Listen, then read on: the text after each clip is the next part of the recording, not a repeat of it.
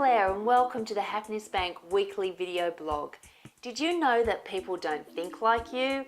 It took me well into my adult years to figure this one out. I automatically assumed that everyone saw the world just like I did. Then one day the light bulb went off and I realised that everyone has a different way of thinking. This thinking has been cultivated through years of practice. Your beliefs, values, the way that you have been brought up and your genetics all play a part in the way that you think. A really clever man by the name of Ned Herman came up with a metaphor called whole brain technology, which is the art and science of understanding how people think. He identified 4 different thinking styles scientifically based on using a blending of our left and right brain and our lower limbic and upper cerebral systems. He put a framework around this and he developed the whole brain model that you can see on your screen. The 4 quadrants that you can see have been labelled as A, B, C and D, or blue, green, red and yellow, and I'll refer to them using their colours. They represent our different thinking styles. Every one of us has the ability to use these different quadrants of our brain. However, not every one of us chooses to use them all equally. Over time, you could have built up a preference to use just one quadrant as your dominant way of thinking, or you could prefer to use 2 quadrants, or you could easily swing between 3, avoiding the 4th. Or lastly, you could fall into the 3% of the population that prefers to use all 4 quadrants equally. It's called whole brain thinking. So let's have a look at the characteristics of these different quadrants. As I go through them, see if you can relate to one or more in particular, and it may give you an idea of where your thinking preferences sit. Now, first of all, there is the blue quadrant, which is the upper left and is responsible for logical, analytical, fact-based and quantitative thinking. A single dominant blue thinker would appear very logical and analytical, sometimes even devoid of emotion and always wanting the facts. You would often find this person working solo, applying formulas, analysing data and enjoying anything that involves logical processing.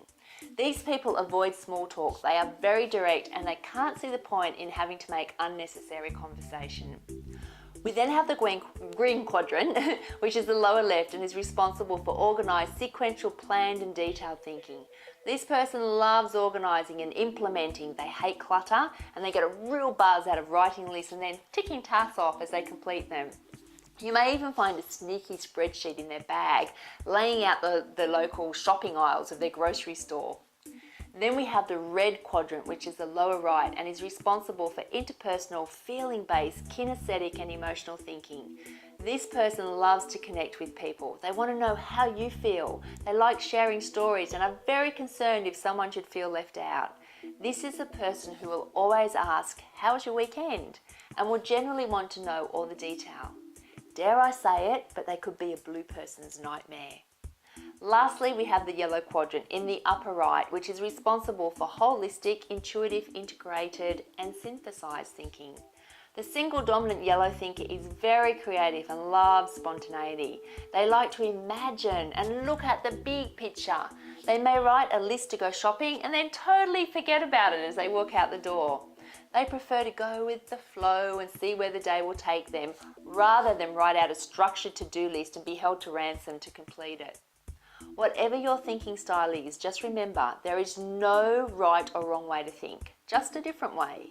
Being aware of the way you think can open the door into another world and help you connect with people who don't think like you. If you can learn to speak the language of the person who doesn't think like you, for example, a red person taking the time to talk facts and figures to a blue person, or a yellow person providing a green person with a typed out list of their expenses instead of giving them a handful of scrunched up receipts to sort through. When you do that, you are well on your way to building a great platform for connection, rapport and respect. Happiness is all about positive relationships and connecting with people. When you take the time to talk the language of someone who doesn't think like you, you are making a deposit into your happiness account. What do you think my preferred style of thinking is? Have you picked up on any clues? If you would like to know more about your thinking preferences, pop on over to my website, which is happinessbank.com.au, and click on your thinking preferences, which are located under the heading Work With Me. I would love to help you connect with people who don't necessarily think the way that you do.